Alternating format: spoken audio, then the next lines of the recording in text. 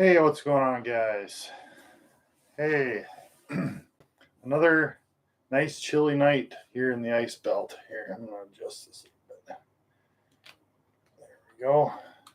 We're going to be talking about spoon fishing and kind of probably the most popular ice fishing lure out there is the spoon. So, we're going to kind of be going over some points on that. Kind of want to hear what you guys have to say about spoons too and how you fish them, what you fish them for, whether you go heavy, whether you go light, whether you like flutter spoons, rattle spoons. So that's kind of going to be the topic of discussion tonight. But first, as usual, I'll give you a little fishing report as well and ice report for up here. The fishing's been pretty good. Some midwinter patterns starting to come into play, and we're catching basin crappies now, and just kind of the normal ice fishing conditions, which are pretty sweet. We're getting good ice. We're getting a big cold front here. There's no snow on the ice, so I'd suspect there will be probably trucks driving out within a couple weeks here for sure. Hey everybody, how you doing? Crappies have been crushing spoons lately. That's awesome. My favorite fish I've ever caught, probably a lake trout on Lake Superior. That would be right up there. And for you guys on either Instagram or YouTube, we are going live here on both platforms right now. So just a FYI. Happy New Year. Yeah, Happy New Year, everybody. Helena, Montana. That's cool. Not much ice there, huh? That's too bad. You'll be getting some. We got a lot better looking ice season here already than we have for a couple years. So. Steelhead. Yeah, I've only caught a couple steelhead through the ice, but they were fun. They fought like crazy. How many inches on the last lake I fished? Well, I fished a couple lakes here recently. One big one only had 5 inches on it, but another one had probably close to a foot. So it's still pretty all over the place, depending on where you go. But it'll start evening out here now that we're getting some real cold. And we have basically zero snow on the lake, so it's going to make ice like crazy here in the next couple weeks. We're going to be getting below zero, not getting above about teens during the day for like 2 weeks straight. So it's going to pile on the ice. So everyone's excited about that. We can finally get out with machines and get where we want to go and hit some new spots and stuff. So it's going to be nice. So yeah, spoons. That's kind of our topic here. And I've been getting into more of the flutter spoons lately, and it's been pretty fun. Let me know if you guys have been using any flutter spoons of any kind. But, all I used to use was basically little heavy rattle spoons back in the day. And we caught a lot of fish on them. But, man, these flutter spoons in shallow water especially have been really good. Weird Fishing, how you doing? He said my friend were out ice fishing the other day, and we were using Aquaview.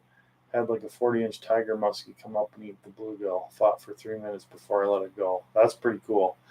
I don't know if I've ever seen a tiger muskie on underwater camera, but that would be awesome.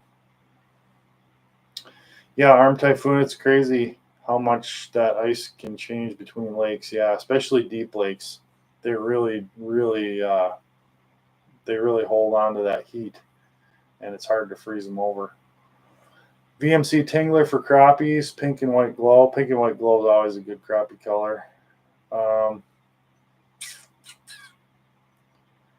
What's the trick on fishing a bowl lake 60-foot max depth? It depends on what you're fishing for, but I would say for crappies, they're going to be in what I would call like the secondary basin. So not the 60-foot basin, but more like a 30 to 40-foot basin if there's one in there, or a flat that kind of bottoms out in that 30 to 40 foot. That's kind of what I've seen a lot in those type of lakes. You'll find a few crappies over 60, but very scattered. But if you can find a nice mud flat or secondary basin in that 30 to 40 foot, usually a lot of bug life in that depth, and that tends to be where they stack up. MT Coiner says, I've been working ripping wraps lately. Nice. Yep, they work good. Flutter spoons are great for whitefish. Nice. Yep. I have caught a few whiteys on flutter spoons. Where we fish whitefish a lot up on Lake Superior, there's so much current, it's hard to fish flutter spoons, and I usually end up fishing tungsten spoons up there. But you can definitely fish them if there's not too much current.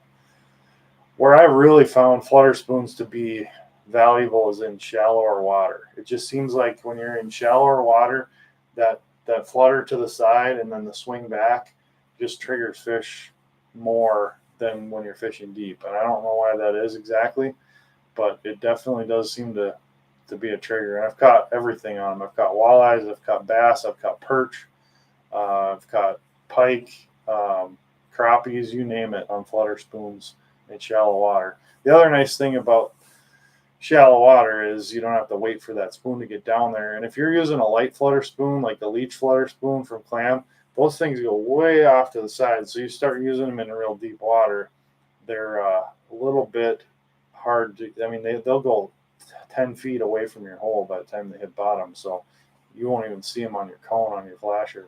But in shallow water, they're absolutely deadly. Hey, Richard, how you doing? I was catching crappie just off the bottom in 24 feet of water. Nice. Yep, that's where we've been finding them too.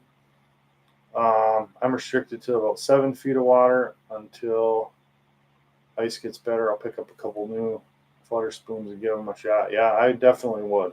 There's something about that flash and flutter that fish can see really well too, even through the weeds and stuff. They can track that real flashy, fluttery spoon.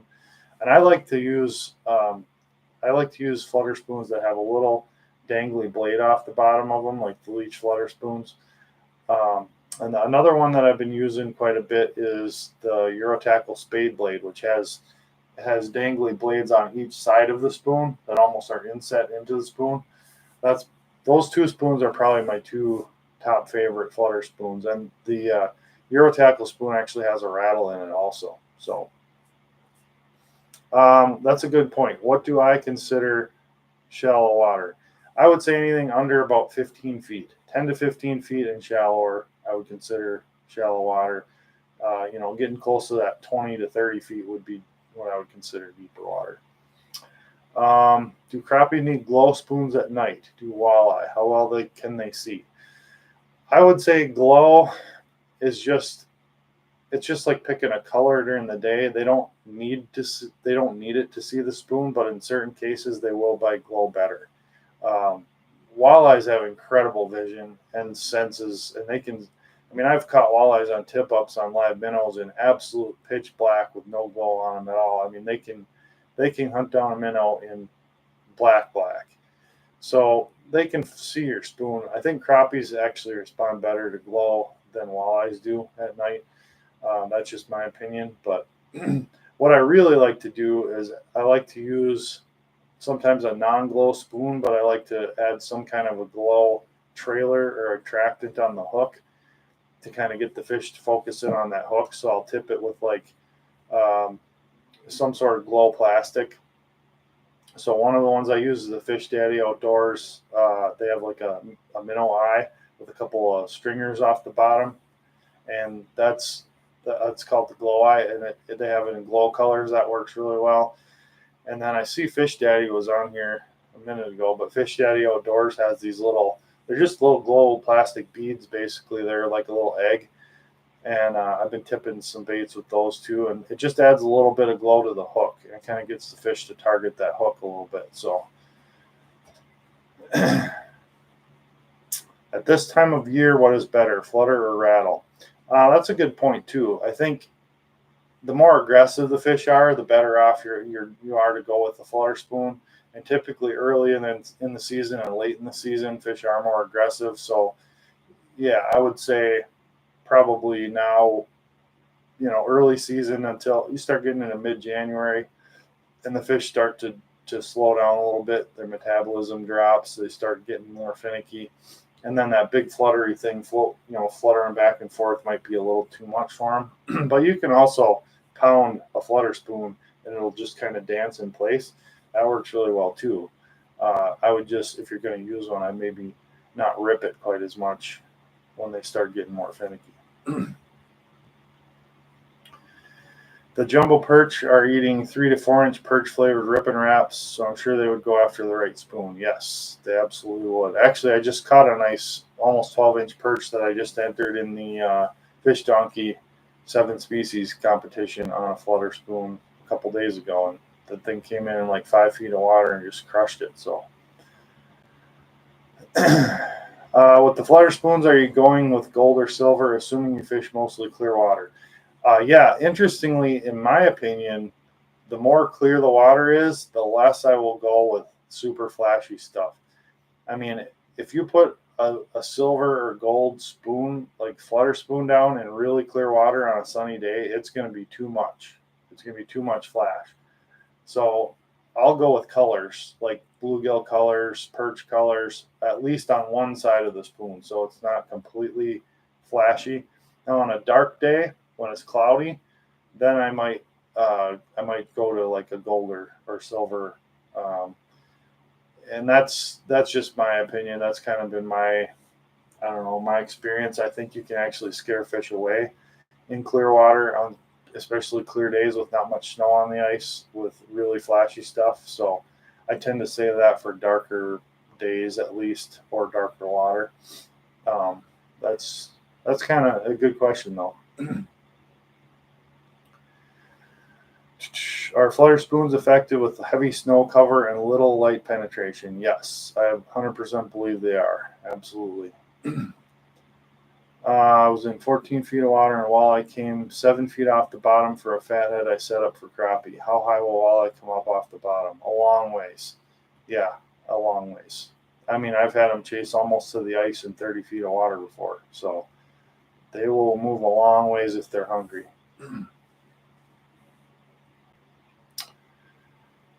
Maybe 1 to 2 feet of visibility right now. Probably why the loud baits are working so well. Yes, definitely.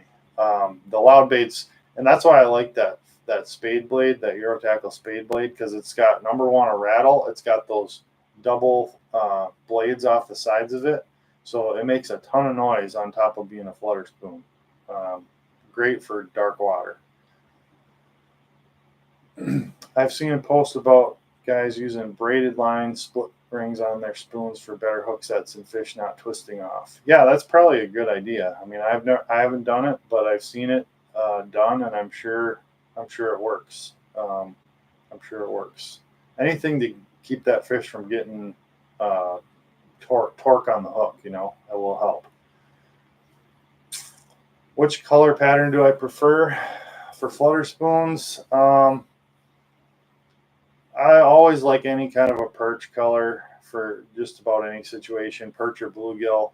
But in darker water, I've been using a lot of the fire tigers, and for walleyes especially, there's just something about fire tiger and chartreuse that walleyes just can't seem to get enough of. So I've been doing pretty good with those colors. I like a lot of contrast on them, so I like the black on white, kind of the patterned spoons. I think they can see those better, and you know, I'll try just about anything. But the Eurotackle spade blade has a really nice looking perch color that I've been doing really well on lately. And like I said, gold and silver are always standbys too in the right conditions. Yeah, and then glow. Glow is also good. Um, I don't like a full glow, but a part glow where it kind of flashes back and forth from side to side.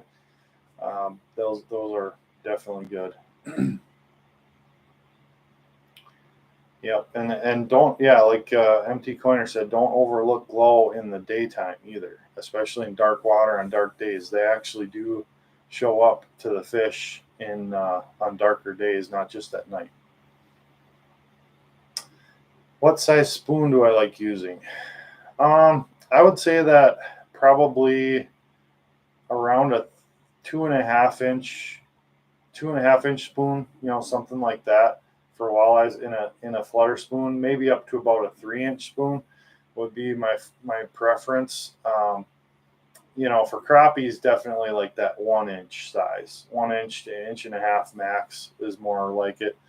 For trout, same thing, like 2.5 inch, something like that. I don't like to go too huge with my flutter spoons. just because they're making a lot of action out there and they're moving a lot. So they're pretty aggressive as it is. I don't want to have too big of a package for the fish to run down. If I'm fishing big pike or something, I'll go bigger. But or like if you're on, say, Winnipeg and you're fishing those big, super aggressive giant walleyes, then you want to go something a little bit bigger. But for the most part around here, I'm not going to get much bigger than 3 inches.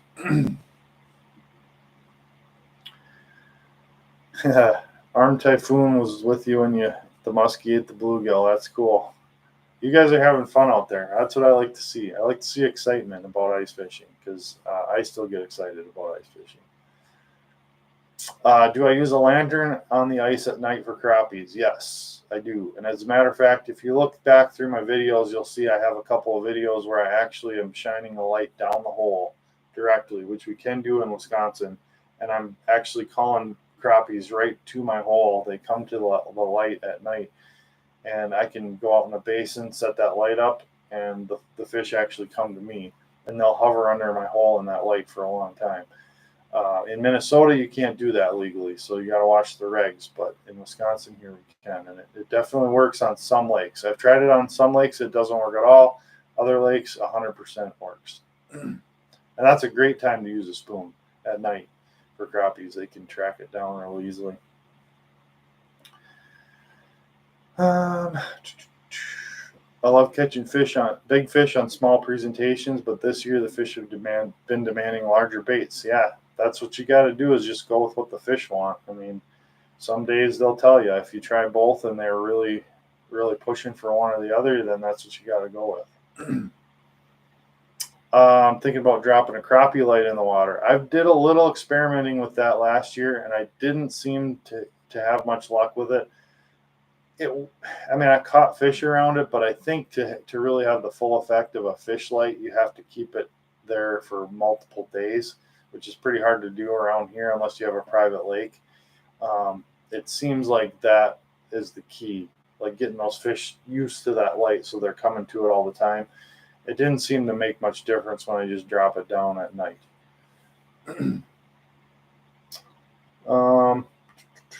Billy Rubb says, I found orange and red, purple, and blue to be popular daytime glow colors. White, chartreuse, pink, low light, dark water. That's good to know. What times do you find flutter spoons versus an either standard spoon or rattle spoon? Yeah, like I was saying earlier, back to the depth, like shallow water. Aggressive fish, shallow water. Fish up there feeding on bait fish. They're going to see that thing, and flutter spoons just have a really deadly action in shallow water on shallow water fish.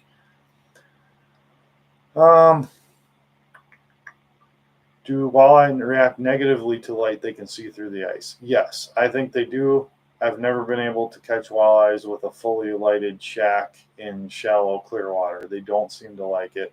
I think in like deeper water and stuff and darker water, it doesn't seem to bother them as much. But in shallow, clear water, walleyes definitely spook from the light, 100%. What spoon do you use for crappies that glows the longest? Mine glow for like 2 seconds. I don't know. I mean, no glow is perfect. You're going to have max like a couple minutes per glow up, and that's just the way it is. There's a couple out there that have longer glows on them, but honestly, one of the coolest ones that I'm using now is the Fish Daddy. It's basically a glow stick that you can clip into the Fish Daddy spoon. It's got a slot. You can either put a blinking LED, a glowing LED light, or a glow stick in there, and it just clips into the slot. I mean, then you never have to charge it. It glows until the glow stick runs out, which is like, I don't know, 5-6 hours. I've been doing some work for Andy over at Fish Daddy, gathering content and stuff, and some of his lighted lures are pretty incredible. We use some of the lighted ones up on Lake of the Woods too, the blinking ones, and they're just, on fire on that lake for some reason. They're absolutely outfished everything else we had, like 5-1. The Fish Daddy spoons, so with the blinking lights. So, I mean, I've used them other places and they don't seem to make a difference, but on Lake of the Woods, for whatever reason, they were money. So Trigicon lures, yeah, there you go.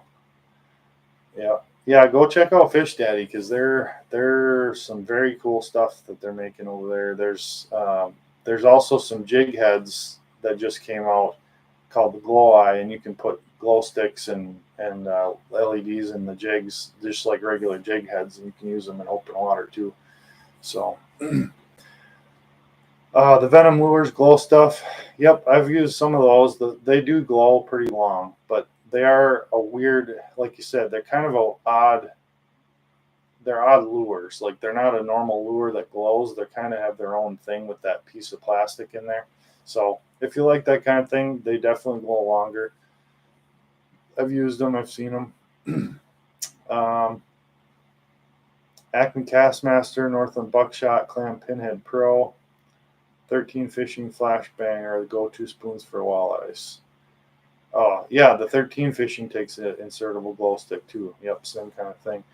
Yeah, and I would say, the Clam Pinhead Pro is a great heavy spoon. Now that I think we can probably start getting into the heavier spoons here.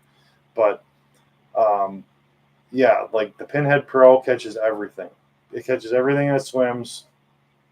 It's I like the jointed Pinhead Pro too. That's a good lure. But crappie killer, the bigger ones work great for walleyes, especially where you don't want anything super loud, like a rattle. They're really, really deadly. And then, of course, any of the rattle spoons, the original Buckshot was the first one.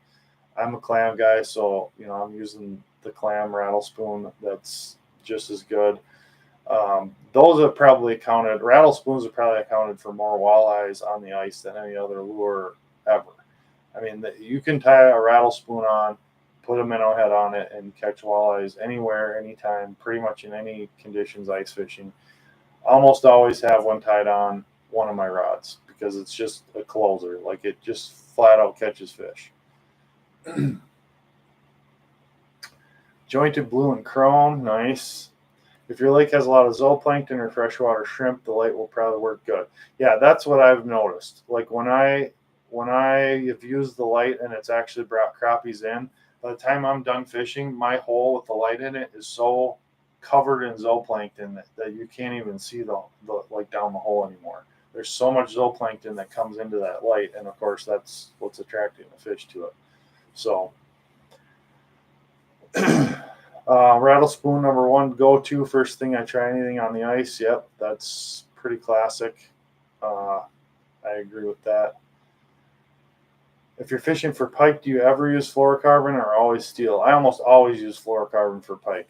The only time I'm using steel for pike is when I'm using big baits for trophy pike, like on Lake of the Woods or a local lake that I know there's 35 plus inchers in that I absolutely can't afford to lose, and I'm using light wire on them. However, I'll use 100-pound fluoro on those big fish too sometimes, but typically my pike setup, my all-around pike setup, is somewhere between 20 and 50-pound fluorocarbon hand-tied leaders with single hooks. That's my go-to. That's what I've been doing for a long time, and I downsize my hooks a little bit to hopefully catch the fish closer to the front of the mouth and the corner of the mouth.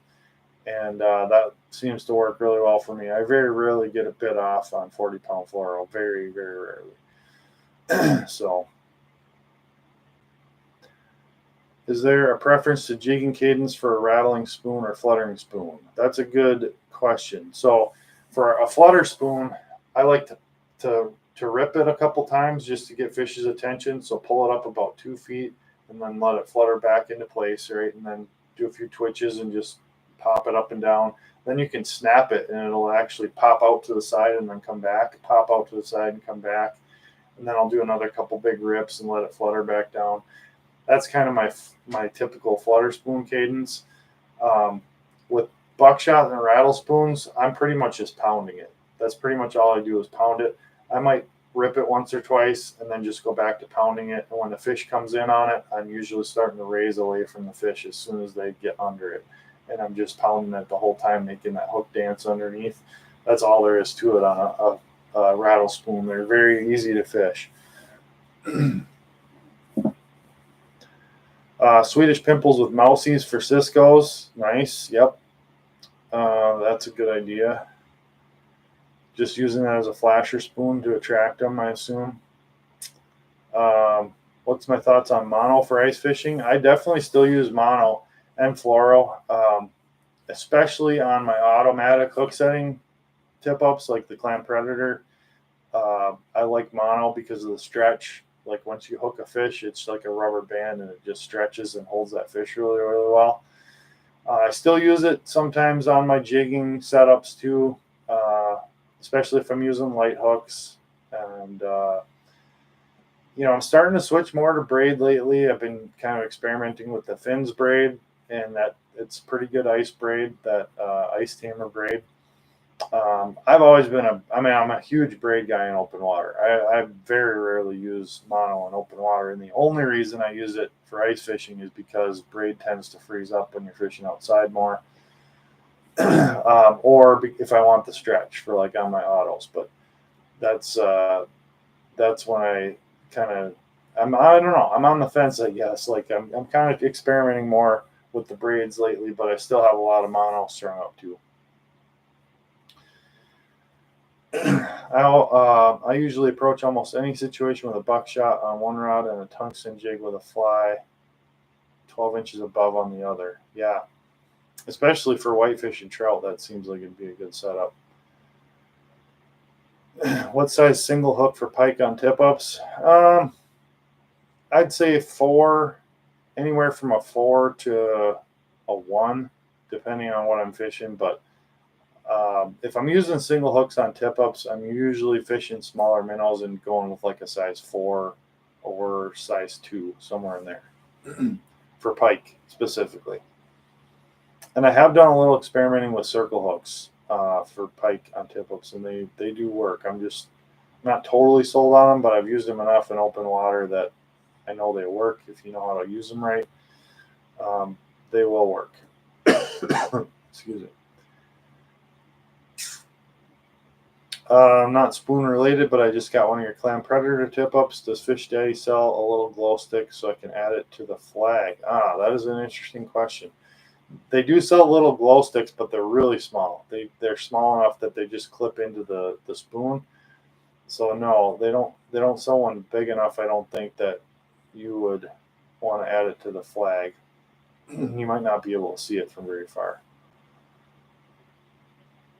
You could probably see one of those little LEDs though. I bet you could do that. You could get one of those little constant on LEDs from Fish Daddy, and I bet you could see that from a long ways.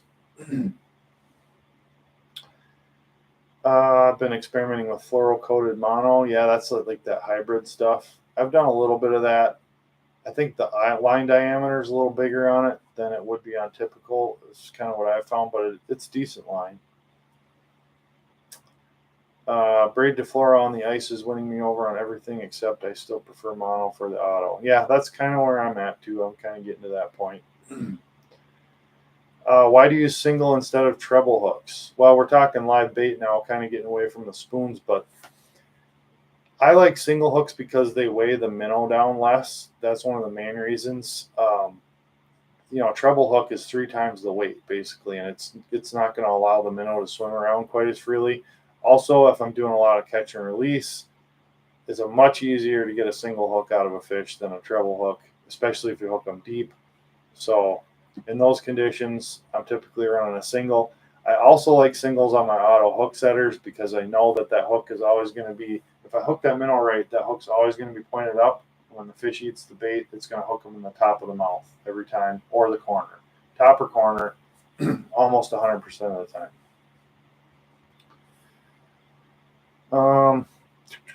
But I still use trebles quite a bit on my tip ups, or my Predator tip ups when I'm running them in flag only mode. I definitely still use trebles, especially on bigger baits. I don't like to use single hooks on really large minnows. I think there's not enough hook and there's too much bait at that point. I run P-Line Floral Clear all year. Nice. Yeah, that's a good line. I'm usually running Seaguar fluorocarbon. That's kind of been my go-to over the years. I converted from treble hooks to single hooks on the ice 2 to 3 years ago. Never going back to trebles. So much safer to land a pike in the hole without a treble hook. Yeah, it can get real gnarly and downright western when you've got like a quick strike rig with 6 hooks and a pike coming through the hole, and you might have one of those strands flying around with a hook flopping back and forth. And yeah, it's definitely safer to go with the single hook route for sure. That's a good point. So yeah, kind of getting back to spoons. The rattle spoons are great. Um, there's some other spoon designs out there, like the flyer spoon that kind of glides off to the side. I don't get into too much of the fancy stuff, but one spoon that I absolutely crush with is the Eurotackle T-Flasher. It's a thin, heavy spoon, tungsten with feathered treble on it, and I've caught so many fish on that bait: crappies, whitefish, trout.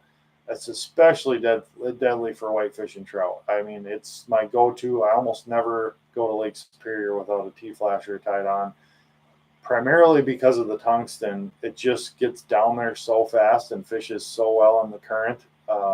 You just can't beat it for that. And also bass and crappies, it gets down to the crappies really fast as well. And when you're fishing deep, it really makes a big difference when you got a faster drop speed. So that's, besides flutter spoons and rattle spoons, that's kind of the other spoon style I'll fish, is those tungsten spoons.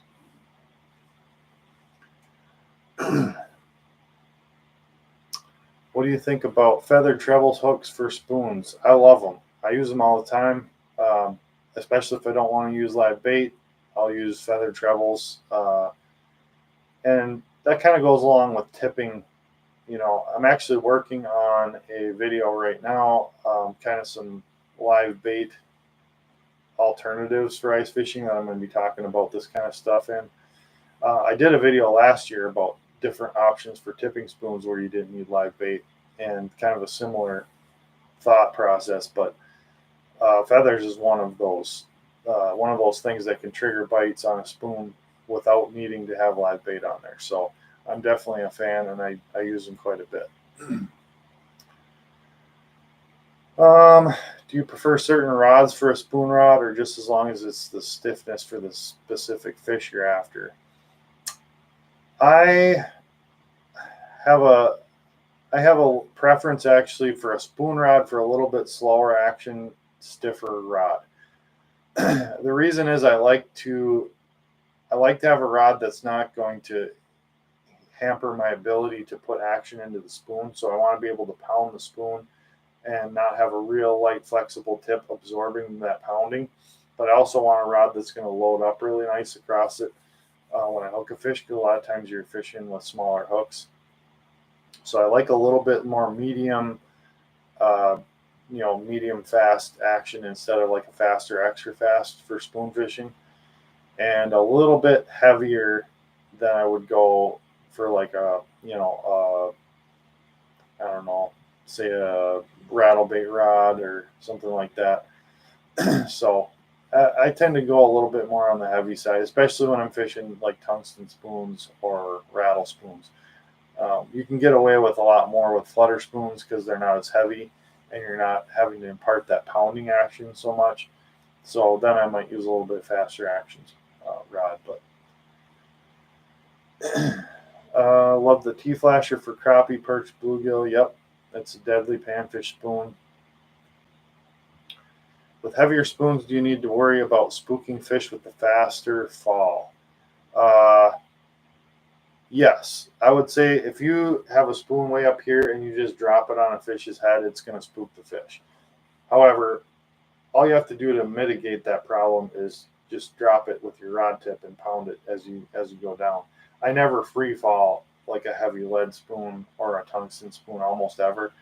I'm usually fishing it like on some sort of a tight line on the way down, because a lot of times fish will hit it on the way down too. And if you just slack line it and a fish does hit it, you're probably going to miss that fish. So Now with a flutter spoon, it's a little bit different. A flutter spoon, I'll rip it up and slackline it, and it'll flutter back and away from the hole, and then it'll come back in. So it's a little bit different with a flutter spoon. I definitely will free fall those quite a bit more often. Now, sometimes when I'm fishing trout and they're chasing really hard, I'll free fall a heavy spoon, like in Lake Superior, just to try and get them to trigger if they haven't bit yet. Like when they chase it up the hole and don't bite it, sometimes they'll just free fall it, and you'll see them shoot down to the bottom after it. That's about the only situation. Good question though. Have I tried the Tony Roach spoon from VMC? I really like how it's a rattle spoon plus a flutter spoon profile all in one. It's starting to be my new favorite. No, I have not tried that one, but that's kind of where I run the Euro Tackle Spade Blade, because it's kind of the same thing. It's a rattle plus flutter spoon, and that's kind of my go-to, but same kind of concept. Excuse me. Empty Corner says I was using the wrong weight rod the other day with the bigger baits. Dropped 4 out of 5 fish because of it. Lesson learned. Yep. That can make a big difference. Your rod can surely make or break the day if you don't have a good rod for any kind of bait. And, a lot of people understand that for open water fishing, but I've seen a lot of guys on the ice really kind of miss the boat when it comes to rods. And just kind of pick 2 rods and panfish rod, walleye rod, and call it good. But you can really up your landing percentages by using the right rod, and also just a way you can work a bait properly with the right rod does make a big difference. And people laugh at me for bringing so many rods with. I mean, there's days I'll bring, with my auto rods and everything, I might have 15 rods with me on an ice fishing trip, but I'm just kind of a rod nerd, and I like to have everything covered and do it right. So if you're fishing multi-species throughout a day and conditions change and everything, you gotta have what you gotta have. So I'm going to a smaller lake in my area called Rush Lake. It's around 42 feet deep, and I'm going for walleye. Debating on fishing 11-foot hump or 20-foot saddle. Well. 25-foot basins. I mean, I would say start deep during the day, and then that 11-foot hump could be dynamite right at prime time. So, look around for fish, see if you can figure out where they're at during the day. You might not catch them. You might see them on live scope, see them on your flasher, and then get close to shallow water, close to where those fish were that you marked, and hopefully right at that magic hour, you'll start seeing fish come up on top of that hump and start feeding up there. That's a pretty typical scenario for where I'm at. It's tough to catch walleyes during the day, and the best you can do is just try and get in position for when they move up and start feeding in the evening. And sometimes you hit them, sometimes you don't. That's just kind of the way it is around here. Any suggestions for good all-around ice reel? Yeah, I mean, I've used a few over the years. I've kind of started using the Piscifun Carbon X's lately, and I've been pretty happy with those. They're just a good, reliable, reasonable price reel. The drags are good on them, and I can afford to put them on my rods pretty easily. So, I've used Flugers over the years. I've used, all kinds of different brands, and they're, as long as they have good cold weather grease. I've used Okumas. That's another one. The Samars, the bait feeders, I've got quite a few of those. They're pretty decent too. But just make sure they have all weather grease in them, whatever the reels are that you're buying. Because if you don't have that, they get real stiff in the cold. What situations would make you take off a spoon and put on some other bait aside from a little jig? Well, I certainly am a big fan of glide baits, like I'm using the Euro Tackle Z darters. It's kind of my go-to, but your any kind of glide bait that's going to swim around away from the hole. They're excellent, and they can be really, really good. For walleyes, crappies, perch, I caught a lot of perch on glide baits. They got more of that horizontal look to them, and they swim around a lot more. If the fish are eating bait fish and they're aggressive enough to chase them down, they're pretty hard to beat. They also fish really heavy, so you can get down to fish really quickly. So deeper water, I like to fish in quite a bit. Just depends on the fish's mood. You know, if the fish are coming up and looking at spoons and not hitting them, then I'll definitely try something else. And certainly rattle baits. I do really well on the Eurotackle Z. Well, the Z Vibers have been around for a long time, and they were one of the first ice fishing lures that I really got into using. And I've caught everything on Z Vibers. They're just, especially bass, man. If you get into a school of largemouth, those Z Vibers in that 1/8 ounce size, just shake them in their face and they just crush them every time. I don't know what it is about that profile, but bass just absolutely eat those things up. And crappies too. I've caught a ton of crappies on the rattle baits. Like if I was gonna pick a bait, just one bait to go fish largemouth through the ice with, it would be a rattle bait, Z Viber. I wouldn't even think about tying on a spoon for bass. Not a chance. Either that or a glide bait, but definitely some kind of horizontal bait for bass. Hello from Anago. What's your thought on spoons with a long leader that's tied onto a small jig, kind of like a dropper rig? Well, I've done a little experimenting with that. It seems to be a good setup for perch, especially, um, and whitefish. You know, Cisco's, they see that flashing thing from a long ways away, and it doesn't spook them, but they come in and they check it out, and then they see that little, more edible morsel below it. Those definitely work. Now you can put it in reverse too. You can put a heavy spoon like a rattle spoon on the bottom, and you can do a slider rig for whitefish where you've got just a plain hook or a fly above a swivel, a foot or so above the spoon, and then you just pound bottom with the spoon, and the whitefish will come in on that mud that's getting kicked up, and they'll see that little fly or waxy or whatever on that hook above the swivel, and they'll chase that and hit that a lot of times too. So it's basically like a drop shot rig almost with a spoon at the bottom instead of a weight.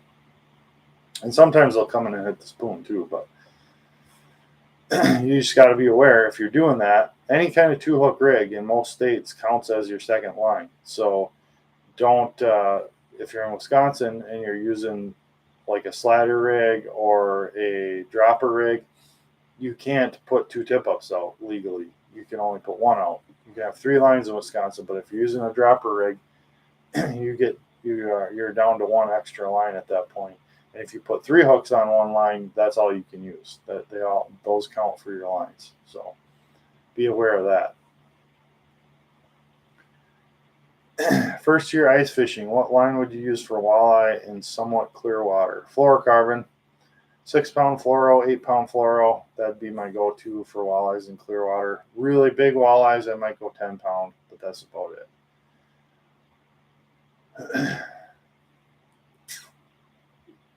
Are there days when the fish will absolutely not touch anything, and do you keep trying to figure them out, or do you go home? I never go home. They'll bite eventually. I will. It's just a matter of time. That's how I see it. If I don't get them this time, I'm gonna fish it out, and if I can't get them to bite this time, I'll get them to bite next time. It's just a matter of time. I will get them to bite eventually. There's times where they're just so negative that it can be a real struggle. Actually, last year I was filming with Nick Lindner. We did a live, and I had a spot that was just absolutely loaded with thousands of fish, and it was super shallow, super clear. You could see them all on camera. It was a perfect setup for a live, but I think we ended up getting like half a dozen bites. Like the fish were so off. It was a big giant cold front. We had low oxygen, and the fish were just not biting. But we still stuck it out, and we still caught a few fish. So it's sometimes it just is like that. The dropper rig can get tangled easily. Yes, it can. That's why I prefer the slider rig. It doesn't get tangled as easily. You want the bottom of the rig to drop faster. Yep, the fish will get hungry sometime. I never go home. They bite eventually. That's what we like to hear. Yeah, that's my philosophy. I don't think I've ever gone home early in my entire life, ever fishing. Like from the time I could fish when I was 2, I don't think I ever asked to go home. I never asked my dad to go home, no matter how cold it was, how many fish we were catching. There's never been a time where I didn't leave the lake only because I had to. Otherwise, I would never leave.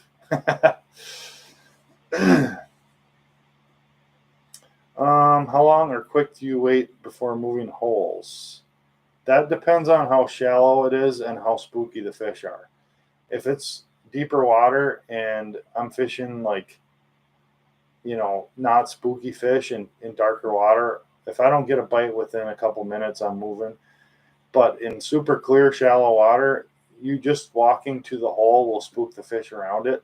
So I will let it settle down for a little bit longer. I'm going to wait, maybe 5 minutes to 10 minutes of jigging, let that area calm down, let the fish move back in. So that's kind of how I judge it. But that's a good question. I've had an awakening. I always thought if they wouldn't hit small baits, go smaller, but many times it's the opposite, go bigger. Yes, it is. I agree with that. Can definitely trigger them to hit bigger bait sometimes. Spoons or fat heads for walleyes? Again, it depends on the conditions. I would say probably spoons most of the time. I can usually catch walleyes on spoons if they're feeding. Um, you know, your ability to attract fish and pull fish in from a longer distance is better with spoons. Triggering fish sometimes is better on spoons. Sometimes it's better on live bait, but I would say overall a spoon is my go-to. It's just like last year I was filming and videoing some underwater footage of some walleyes, and I had a walleye come in on a live minnow, and it bumped it 3 or 4 times, just ran into it with its head, and it never opened its mouth. It wouldn't eat the thing. And I dropped a flutter spoon down, and it kind of fluttered off to the side. I couldn't see it on camera. Let it hit bottom, twitched it once, and all of a sudden that walleye just clobbered it right on the bottom. Wham, fish on. And it looked at my live bait for a long time and wouldn't touch it, but I got it to eat with that triggering flutter spoon motion. And, so some days the spoon's better than live bait, believe it or not. But good question.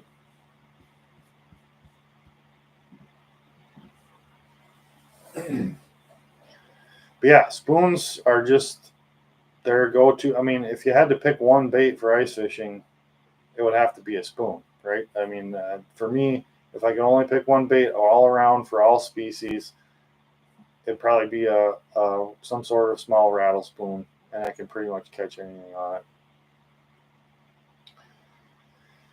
We can't use live minnows here. Dead minnows generally don't produce as well as a good lure tip with minnow head, perch, eyeballs, or crawler maggots. Well, that's interesting because I am going to be uploading a video on live bait alternatives here in the next couple weeks. So you'll have to keep an eye out for that because I do have some cool stuff on there. Will walleye tend to stick around a general area for a week or 2 or longer, or do they move spots a lot? Yeah, walleyes are very, very mobile, but they're also homebodies at the same time. So I know one spot, one particular weed bed, the walleyes are there from first ice all the way till the end of the season. They're just there. There's food there. They like that spot. And you can go there any day of the winter and have a shot at a 20 to 28-inch walleye. You don't get them every time, but they're almost always there. Now, other spots like big flats, like say up on the St. Louis River on the harbor, those walleyes are moving all the time. They're not stuck to one spot at all. They're constantly just roaming those flats, moving around, looking for schools of bait. Same with like Winnipeg, Red Lake. There's no structure to hold them. So they'll just be cruising looking for food, and the whole lake is really similar. So those lakes, they tend to move around a lot more than lakes with a lot of structure. And midwinter you might get fish on the same hump or reef or whatever for a month and a half, 2 months before they move off of it. So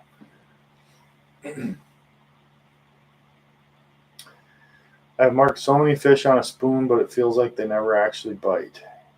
Well, then it might be time to try something else. Try a rattle bait, try a glide bait, try some kind of different action. Try a flutter spoon like we were talking about. Get that thing moving a little bit more. So, uh, again, like I just uploaded a video. That was one of the biggest mistakes of my 6 mistakes that beginner anglers make, is using the same bait over and over, or just going to the same spot over and over just because they are in a habit, right? So if you're not getting bit on one thing, just change it up. I mean, if fish didn't bite on spoons, I wouldn't use spoons. If it didn't work in my area or my lake, and it was always something else, I would quit trying. Like, if they're not going to eat them, they're not going to eat them. It's totally up to the fish.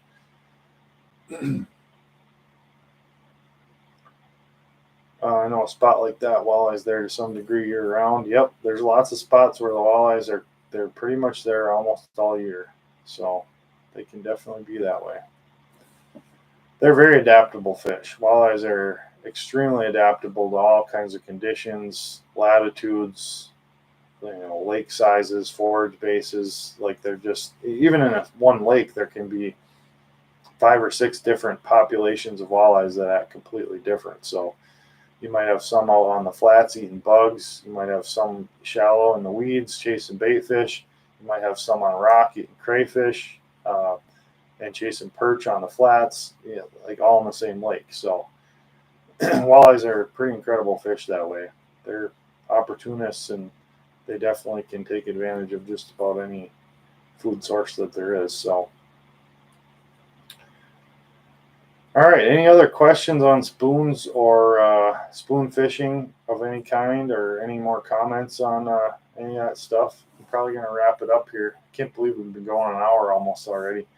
I get going on these lives, and it just I could talk fishing all day, so it goes fast. Fun to chat with you guys on out there. You all have different ideas and different places you're fishing with different regulations and different fish populations. It's pretty cool. What was ice fishing like 20 to 30 years ago? Let's see, that would put us back. Oh, yeah. I mean, we were just starting to use Vexilars back then.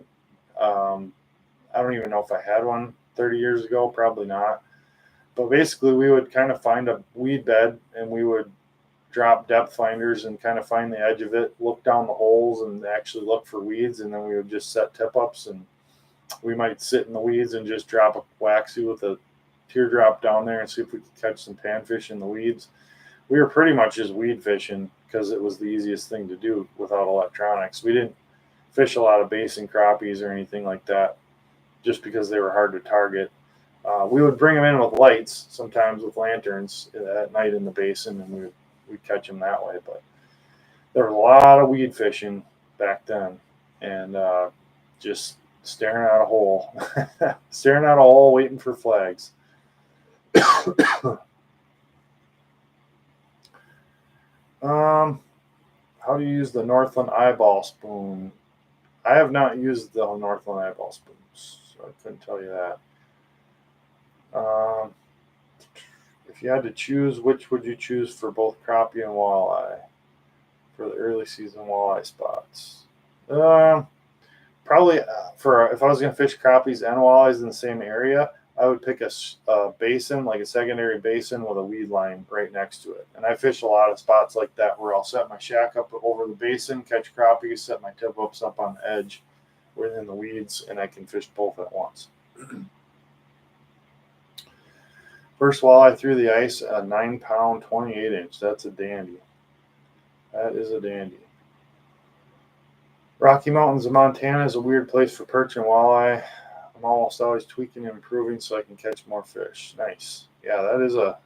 You don't think of walleyes when you think of the Rocky Mountains, but they do have some good fisheries out there. The canoe guy says I've used the eyeball spoons and best thing I've ever fished. Nice. I think those are pretty similar to some of the Fish Daddy stuff I've used, like the yeah. I'm not positive, but I think I know what you're talking about. The eyeball spoon. Anything that looks like an eyeball will definitely catch fish. So. All right. Well, thanks for joining, guys.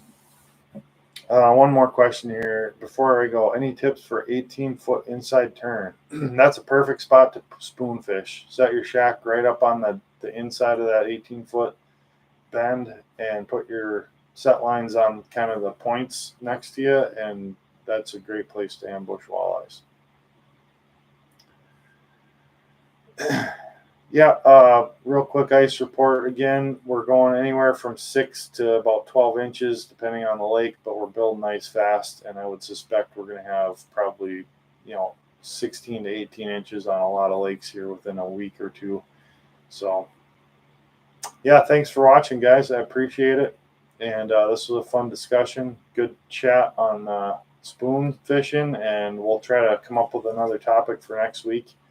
You guys on Instagram, feel free to message me if you have any ideas at Hooked Up Wisconsin, and I'm always interested in new topics. So appreciate it, guys. Thanks, and have a good night, and stay safe, and go out and catch some fish.